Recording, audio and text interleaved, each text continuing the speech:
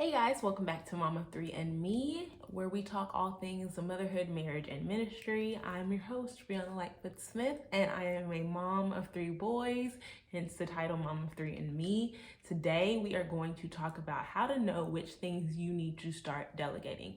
So, this is part 3 of a series that we started a couple weeks ago. If you have not already, go ahead and check out those other 2 videos. I'll make sure that I link them in the description box, and I'll try to put some cards somewhere around here as well, so you can just click over there.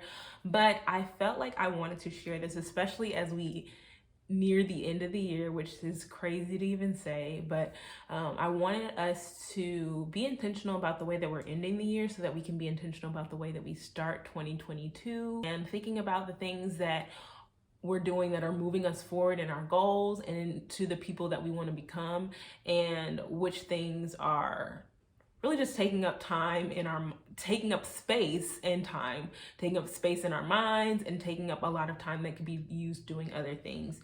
And I shared last week 2 tools that have really helped me when it comes to delegating, things that are super, in my opinion, affordable, and also are just the opportunity cost makes them more than worth it. And so again, check out that video and the video before it.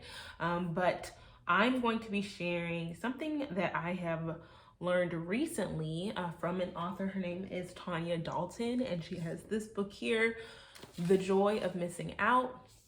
And I really like this book. I actually found out about Tonya Dalton from Patrice Washington, who has the Redefining Wealth podcast. If you guys have not listened to that, definitely go and check that out. But her book, The Joy of Missing Out, is basically just talking about how we can do fewer things better. That's how I would summarize it. The subtitle is Live More by Doing Less. And that is what I'm trying to do in this season of life. And when I say season, I just turned 30. I'm just trying to focus on a lot of the things that mean a lot to me, and the things that if I put effort in, I know that I'm going to get a return on my investment.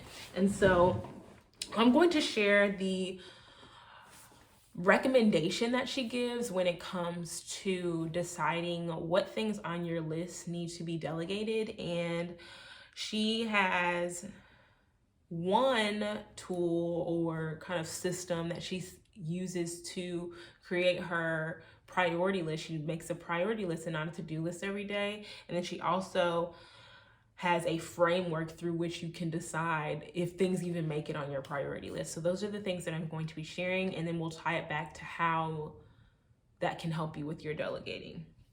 So the first thing that I said I was going to share was how she does her priority list. And again, this is different than a to-do list, because she talks about in the book how a lot of times we will write things on our to-do list just to check them off, because there's that dopamine that we get when we see, ooh, I took this off my list, like killing it. Even if it's something as simple as taking out the trash or throwing away your old mascara container, whatever it is, we're just like, yep, doing it. And she was saying how a lot of times when we fill our lists with things like that, we do a lot, but then we get to the end of the day and we don't feel like we got anything accomplished. And a lot of times it's because none of the things that we're doing are really tied to our bigger picture. They're not really pushing us forward into the person that we're trying to be. And so she really is big on having a priority list, because she said your priority list should fall under, the things on your priority list should fall under one of three categories. So first is escalate, second is cultivate, and the third is accommodate. So she said the escalate things are things that are both urgent and important. And you guys, if you're familiar with that matrix that has urgent, important, urgent, not important, it's similar to that, except there are only 3, there's not 4, because there's no space for not urgent and not important. And Tonya says in her book, she's like, if you're even spending time writing down things that are not urgent or not important, you're wasting your time. So let's not even worry about those things. So our escalate things are things that are urgent and they're important. So an example that she gave in the book was if you have a deadline on a particular project and you've been working on that project and then your boss gives you feedback and you need to have it done by the end of the day, like that would be something that would be on that escalate part of your priority list because it is time sensitive and you need to hurry up and do it. The next thing is cultivate. Now, these are things that are important but not urgent.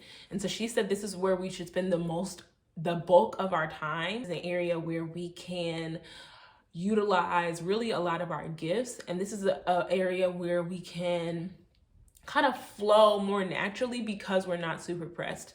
She was talking about, and I identified so much with this, how a lot of times because things aren't urgent, we just continue to push them back until they become urgent. And then we're going back into that stress that we talked about in the very first week of this series.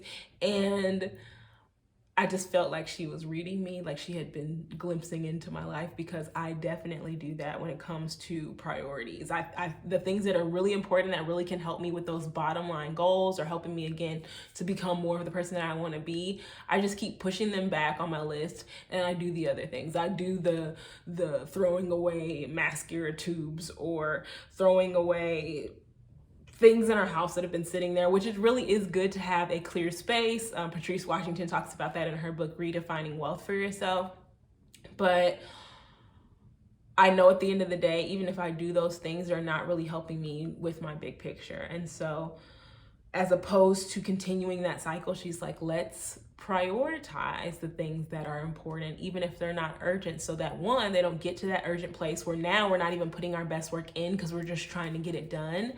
And then the second part of that is that, again, we're able to be more creative and think outside the box because we're not pushing a deadline. So that cultivate space might look like working on a rebrand for your business. So for example, for my company, Brands by Bree, we have really targeted small business. First, we started working with nonprofits. Then we started working with small businesses who did not have an online presence. And most recently, I really pivoted to wanting to work with other moms who have businesses, who want to be able to have that flexibility to work from home, or want to be able to, even if they have a corporate career, they know that they have other talents and gifts and they want to have an online space where they can talk about those particular things. I want to shift my focus to serving that demographic. And so I've started rebranding things for Brands by Bree recently. And I've had it on my list of rebrand Brands by Bree. Like I have a Trello board and it's been on there for months. I kid you not. And I know that everything happens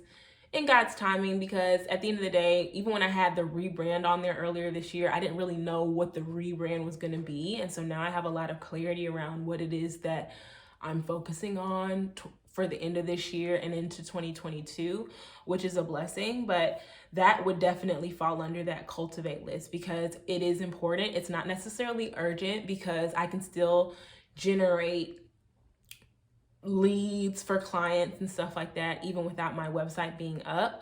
But I do want to make sure in the back of my mind, I'm like, okay, I know I want this up probably by the end of December. And of course, the latest would be January 1, right? So I've been working on that little by little. I worked on my messaging for my website first before I started working on the framework of the website, because I am a visual person and I will get caught up in the fonts and the color schemes and not actually talk about the messaging. So I made sure I made myself do the messaging first, and then I went on to those color schemes. So for you, cultivate might look like, again, a brand situation, or maybe you have a new business idea that you want to start. Maybe you want to start a bakery. And so a cultivate task list for you might look like creating the items that you want to be on your menu, or scouting out spaces if you know you want to have a brick and mortar space and not just a place where people can order online and you'll ship their orders out to them.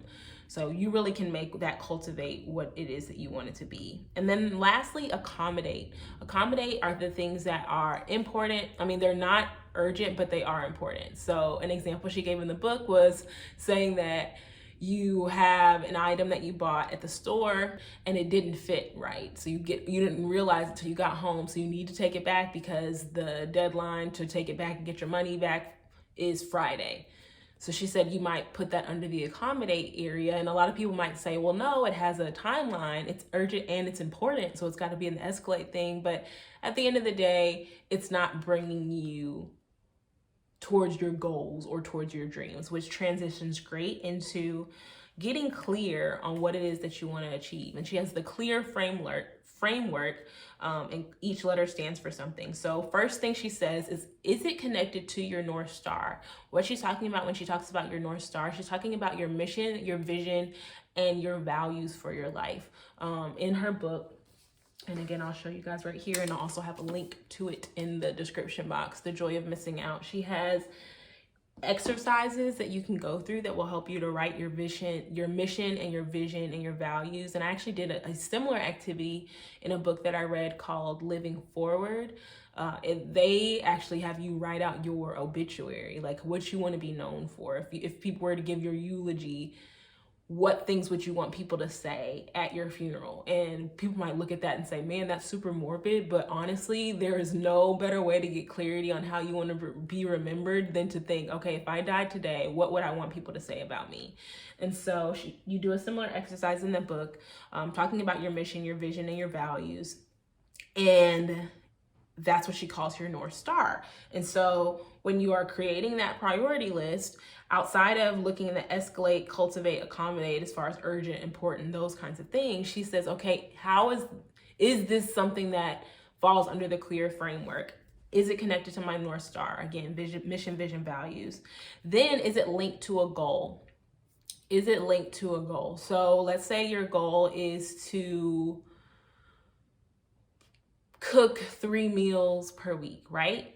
Because you want to have more family dinners. Like, not just, okay, I'm cooking them because I'm cooking them or because that's what I think mom should do, but it ties into your core value of family or quality time. So let's say you want to do 3 meals per week, then that helps you to have that clarity and say, okay, I'm not just doing this because I want to learn a new recipe. I'm doing this because I feel like me cooking a meal is going to give me and the kids opportunities to either spend quality time together cooking it, or maybe that's a conversation topic when we sit around the table to have dinner in the evening.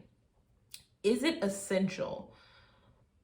This kind of ties in with what we talked about last week, as far as, or really what we talked about in the first week, as far as what's getting your energy. A lot of times things like our emails, things like text messages, are not essential. They're not gonna push us forward in our goals. I mean, there's certain things that you have to respond to, but even then, in your response, there's probably work that had to happen before you started emailing or after you email. And so it's really important to understand what the differences between those two things are so that you can continue to move forward towards your goal and your North Star. The next thing is the A. Is it advantageous? I love that she used that word, one, because you don't hear advantageous a lot, or at least I don't in my particular circle. But she said, is it beneficial for your ultimate outcome? So if you are trying to organize all the books that are on your bookshelf, I mean, it's beneficial in that it's going to make your space better and you might feel more creative in your space. But again, is it okay, if I don't do this, other things aren't going to happen? Probably not. And so that's a really good way to look at those things that are making it to your priority list. And then the last thing she asks is it reality based? This is my favorite question, because she asks, are the things that you're saying are important tied to what's really important, or are they things that you've heard other people say are important or that you think are important? And so an example that she gives in the book is that she said, for whatever reason, she had this belief that all great moms bake birthday cakes for their children. And she said she used to have joy in it, but there was one particular year where she was like, I really don't want to do this, but it's fine, I'm gonna do it. And she said her daughter was looking at the cases that they have at the bakery where they have all the, really cute looking cakes. And she asked her, like, do you want a cake? Do you want to buy one? And she said, her daughter said, really, we could? Like, her daughter was so excited to get a cake from the bakery rather than having her mom bake the cake. But her mom believed, well, that's what moms do. They bake cakes. And I thought that was such an interesting belief system, because one, I've never heard that before, but two, I know that there are so many other things that we as moms have kind of just taken on. Like, okay, well, great moms vacuum their houses 3 times a week, or great moms make sure that their nails are always done, or great moms make sure that their children's hair, if they have girls, their children's hair grows to their waist. Like, just different things that maybe we've seen other awesome moms do, so we think, okay, if I want to be a great mom, then that's the thing I'm supposed to do. Or maybe we read about it in a book, or maybe we just made it up. I don't know, but so many things that we put on ourselves are so silly. And so that's why she asked, is it reality based? Now, last week I shared the 2 tools that I had that have been helping me specifically with meals and with laundry. I think I did have the belief in one particular season after we had our second baby that a good mom makes every single meal from scratch, or, a good mom cooks lunch, breakfast, and dinner. And baby, with this third baby, that belief has gone. It has gone. And so now I'm just like, okay, is everyone eating healthy food? Is there a good balance of fruit to like carbs on your plate? Like, that's the new lens that I'm looking at things through. But when I looked at this clear method, is it connected to my North Star, linked to a goal, essential, advantageous, reality-based, as far as cooking things from scratch every single meal? No, it's not. This is not. And the thing is, this is why I knew I had to stop doing it, is because there came a time where I was cooking and I felt like my kids and even my husband necessarily they just weren't as appreciative as I would have wanted them to be. And so I had to say, okay, are you doing this for you, or are you doing this for your family? Because if you're doing this for you because you want to prove that you're a good mom, and they're not saying, oh mom, this is so tasty, or oh mom, I wish you would do this all the time, or for my husband, like, oh man, babe, you really killed this dish, whatever the case may be, then you don't have the right priorities. You're not doing this for the right reasons. And so you're better off making something they're going to eat.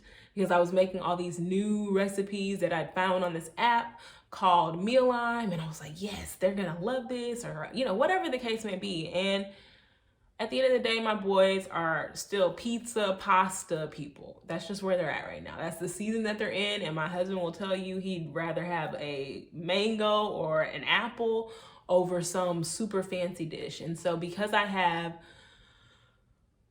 come to understand those things and accept those things, it's really freed me up in the way that I'm showing up for my family. And it's helped me to see the things that I really need to do and the things that I can start delegating. And so I hope that these 2 tools, as far as the priority list and then the clear framework, can help you. If you watch previous videos and you're like, yeah, again, maybe like I said in last week's video, maybe you're awesome at laundry and you love cooking for your family, but there are other things you feel like are getting too much of your energy. You can go through this framework to see, okay, which one of these, as far as my particular preferences, are not a priority. And if laundry and meals are high priority for you, then that's awesome. And you might say, you know what's not a priority for me is picking up my kids from school every day. Like, you might say, you know what, y'all can get on the bus, because at the end of the day, I would prefer to be at home making your afternoon snack, so that when you come in, you have something to eat, rather than I'm stressing myself out, I'm always late, I'm in this pickup line for what feels like eternity. That might be your thing. Or you might be somebody who says, you know what, Bree, I realized that traveling is a priority for me. And so because you recognize that traveling is a priority for you, that might look like you planning some additional income streams so that you can have money to travel. Or you say, you know what, I'm going to do Uber Eats, or I'm going to do some virtual assistant work so that I can generate this additional income stream that solely goes to traveling. Because y'all know, when we have money, it seems like it just gets sucked up into all the things. But if you have a particular job or side hustle that you create and you have a bank account that it's linked to, and you say, nope, we're not even touching this is just for traveling, then that can help navigate the way that you are doing other things. And so again, I hope something that I shared was helpful. Let me know which one of these things you feel like either the clear framework or the priority list, which one of those things you feel like you can implement this week. And let me know what other content you guys would like to see. Make sure you're following me on Instagram at Lightfoot Smith so we can keep this conversation going. And God willing, I'll talk to you guys next week. Bye.